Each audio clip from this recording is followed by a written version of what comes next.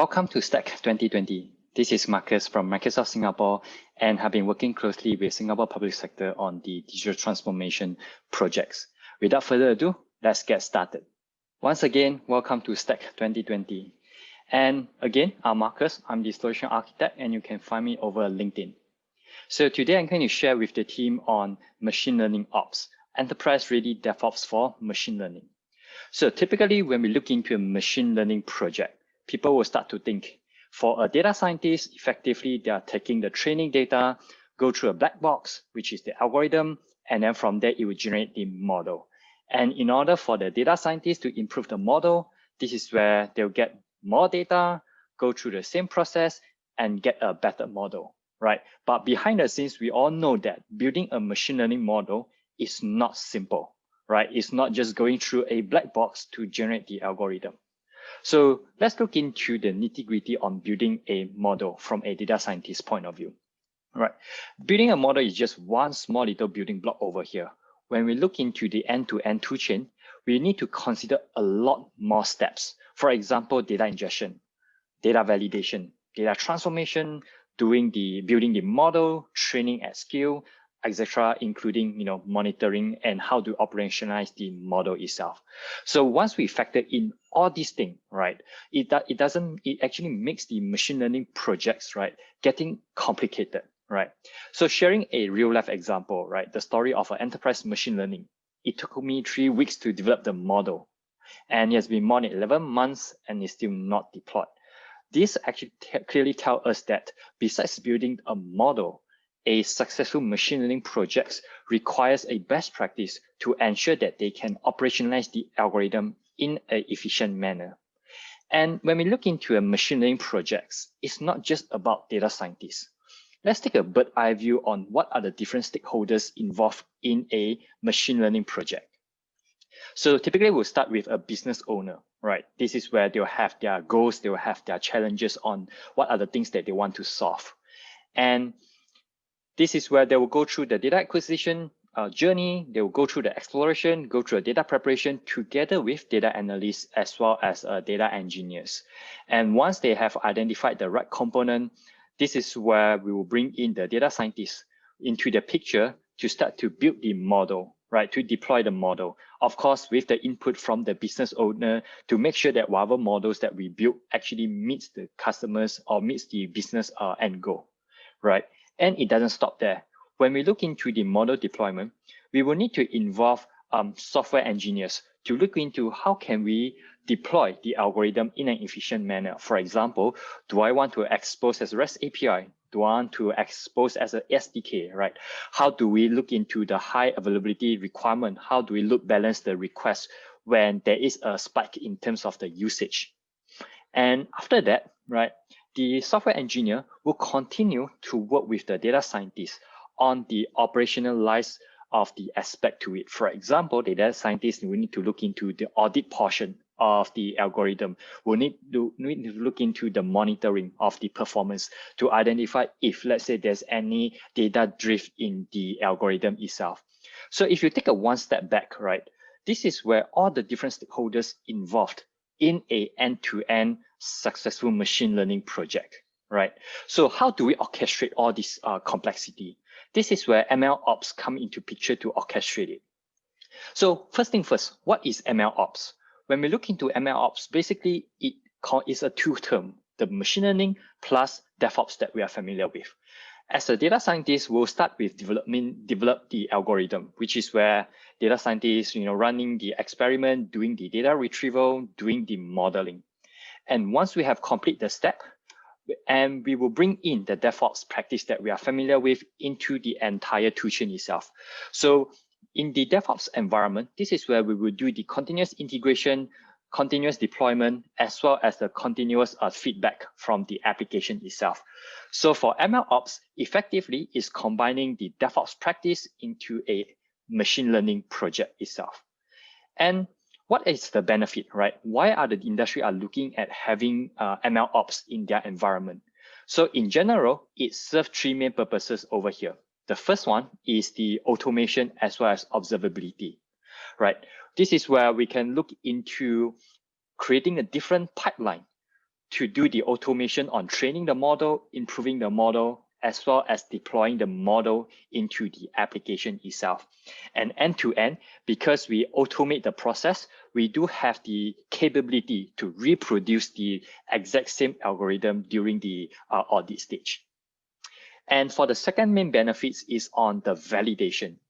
As a software engineering best practice, we will ensure that we'll bring in the quality control into the entire tool chain. So with MLOps, you can actually bring in the software engineering best practice into the machine learning project itself. This is where you can look into the quality of your model, make sure that you minimize the bias before you roll out the model itself. And last but not least is the reproducibility as well as auditability, right? One of the biggest things that when we look into the machine learning project is the responsible AI. Right. The key thing about responsible AI is that how do we have the visibility about the model? How can we reproduce the model itself?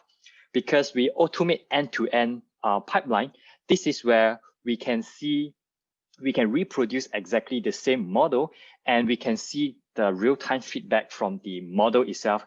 And depending on the feedback, we can then trigger the necessary automation to either retrain a model, or we can roll back to the previous version of the model itself. To summarize, it actually brings in the velocity as well as security into the project itself, specifically for machine learning. And building a machine learning ops platform is not something complicated. In a nutshell, MLOps platform consists of 3 components. The first component is the machine learning pipeline. And this is where you can either use the cloud service provider services, for example, Azure Machine Learning Service, or you can use an open source tool, for example, Kubeflow. And followed by that is a code repository.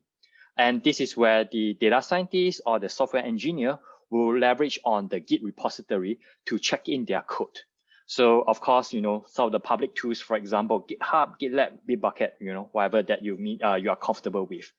And last but not least, the CI/CD pipeline, where we can orchestrate on triggering the machine learning pipeline, orchestrating on deploying the model itself. Of course, whatever that we show over here is just some example. Definitely, there are more that you can use depending on the tools that you are familiar with. Let's double click on a MLOps workflow. How does an app developer work with a data scientist in this context? Over here, let's break down into a common development pipeline that we have seen, starting from collaboration, building the application, testing the application, releasing the application, as well as monitoring the application. Right. So first thing first, this is where data scientists, when they are creating the model, when they are doing the experiment, they will write, Python code, TensorFlow code, etc. And this is where they will check in the code into a Git repository. One of the key outcomes over this process is that I can ensure that the model is able to reproduce. And the second thing, once we have checked in the code itself, and we can trigger the continuous integration pipeline. And over here, depending on what are the steps that we do over here, we can either do an automated ML, or we can trigger a machine learning pipeline to start our training process. And once we have completed the training process, we can actually validate the model. For example, depending on what are the metrics that we want to look into, let's say root mean square error, or AUC, and depending on the outcome of the model, you can decide whether you want to publish the model itself. Again, in an automation manner, we can validate our model. And once we are comfortable with the model, again, we will leverage on the pipeline to do the deployment of our algorithm itself, be it going through a containers or going through a REST endpoint. And over here, we can automate the end-to-end process starting from checking in the code. We can trigger the continuous integration pipeline to train the algorithm, going through the validation. And after that, once it crosses the performance that we need, we will then be able to package the model and do the necessary deployment. And most importantly, right, we will need to monitor the model itself to ensure that there's no bias, to minimize the bias. Or let's say when we identify if, let's say, there's any drift in our model, we can always re-trigger our pipeline to do the training as well as the deployment. So if you look into all these different stages over there, we will be able to achieve the 4 main outcomes that we want to do. First thing first is the model reproducibility. The second one is the model validation. The third one is the model deployment. And lastly, the model retraining. So this is how we bring the DevOps practice into a machine learning projects and form our MLOps. And for the next portion, I will give you a quick walkthrough on MLOps in action. So in the next video, I will show you 3 different platforms, starting from the IDE, where the developers doing the coding. The next one is the Git repository, as well as the CI/CD pipeline. And the last portal is how do we manage our machine learning pipelines. Let me give you a quick run through on how we apply machine learning ops in action.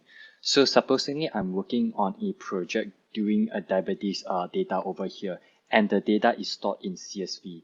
And as you are familiar with, I'm just doing a simple scikit-learn linear regression model. So what's so different over here is that rather than just relying on one single file to do my split data train model as well as getting my model matrices, I actually built a pipeline so that I can reuse all these actions in a later on. So over here, I create my own training pipeline over here. Let me quickly walk you through. So over here, I'm actually setting up my environment, setting up my workspace. I'm also creating a data store. Why the data store is important? When we are doing the training, we want to make sure that when we are doing the benchmark against a different model, we are actually trained against the same data sets over here. So over here, when I create a data store, this is where I can make sure that whatever data sets that I do has version on it. And when I'm doing my training, I can know that which version of the data that I'm doing on my training itself, right? So as you can see over here, this is where I upload my training data. And if I scroll down furthermore, this is where I start to create a different pipeline. So I've created one pipeline called train model. I've created a pipeline called evaluate model, as well as creating a pipeline called register model, which I'll show you in the portal in a while, right? Now, so after I created this using my Python script, this is where I use a YAML file to create a continuous integration pipeline. So as you can see over here, when I'm creating my pipeline, when I'm doing a trigger, I will include the files that I just spoke about just now. Basically, this is the build train pipeline that I showed over here. Of course, at the below, right? I'm not going through in details, but as you can see over here, this is where I'll trigger the pipeline to start to train and evaluate my model, right? So within my IDE, once I commit the code into any Git repository, for example, I commit into GitHub, right? So this is where I have all my codes. I will have my pipelines that I show you over there, right? So with the pipeline get committed into a Git repository, this is where let's hop over into the DevOps pipeline platform. So over here, as a demo, I'm using Azure DevOps. And what I'm doing over here, in my project, I connect to my GitHub repo over there, right? As you can see, it's all connected, right? Now, let me quickly hop over to the pipeline. So as you can see over here, I have set up several different pipelines over here, right? So I have my continuous integration, which is meant for me to do training. And also after doing a continuous deployment, right? Which I'll show you, right? In order for you to do the pipeline, once we have configured the YAML file, this is where when I click a new pipeline, and I will be able to import the YAML file that we just created. So when I hop over into GitHub, right, authorize my repository, I can select my repository over here, right? And this is where it will see that, I have the options to select the one that I want over there. So over here, I'm going to select the continuous integration YAML file, right? So likewise, I can do the same thing for my continuous deployment as well. Now, let's hop over, let's use a time machine, right? Hop over to one of the pipeline that I just ran over here, right? So how this can get triggered, right? There are two options. Either I can manually trigger it, or I can actually trigger this automatically as and when there is a new changes in my Git repository. If you take a look over here, this is where I set up a different stages in my continuous integration pipeline, right? So let's click on it and see in details, right? So you will see that I actually have a different task over here. Just want to point to your attention is this is the one where we publish the machine learning pipeline that I showed you over there. And after that, this is where I'll start to trigger the machine learning pipeline so that I can invoke the pipeline, and these are the logs that is doing all these different trainings over there, right? Likewise, besides the continuous integration, I can do the same thing for continuous deployment as well. This is where once you have trained the model and you're comfortable with the results, this is where you can automate the deployment. So in this case, I'm doing a simple deployment into a containers platform over here, right? Likewise, you may expect, right, you will see exactly the same thing over here as well. All right, let's hop over into Azure Machine Learning Service to see in action how this ML pipeline looks like, right? So this is my workspace on handling all my different machine learning workload over there, right? So recall, right, in the beginning, I talked about registering the data sets. So over here, this is where I'm able to register my data sets, right? I can have the different versions, or even if I want, I can do a quick explorations over here. All right. In my experiment over here, this is where I can see this is the experiment that actually get triggered automatically by the pipeline. And when you click onto it, this is where you will see the different pipeline that we have just configured, right? In the YAML file, I have the train model, evaluate model, register model. And over there, right, this is where I can look at the matrices. What is the matrices that I'm mindful of? For example, over here, I'm looking at mean square error over here. All right. And after I've completed my experiment, right, I can actually register the model that I want over here. As I expected, right, it's registered as a pickle file over here. And this is where I can start to see what's the metadata, what's the tagging, right? Or even if I want to do the deployment to a container platform, right? So over here, I have deployed my model into a containers. And if I hop over to my application into my containers platform over here, this is how it looks like, right? So right now it's showing healthy, and there is a Swagger JSON file that you can see over here, different type of endpoint, what is the schema required, right? And if I hop on into my IDE over here, right, this is where I have my endpoint, my data, and I can send over to do the inferencing over here. Right. So in that short video clip, I have walked you through the different stages of the MLOps, starting from committing the code into a Git repo with the continuous integration pipeline, as well as a continuous deployment pipeline. Now, just a few takeaways for this session. Right. First thing first, MLOps brings the software engineering best practices to a machine learning project. And second one, MLOps is playing a very important component for responsible AI in our projects itself. And the third one, a successful machine learning projects involve multiple stakeholders. And lastly, in order for you to build a machine learning ops platform, right, you can start with the open source tools, or you can always adopt the cloud service provider services to kickstart that journey. With that, I hope you learned something new, and thanks for joining this session. Thank you.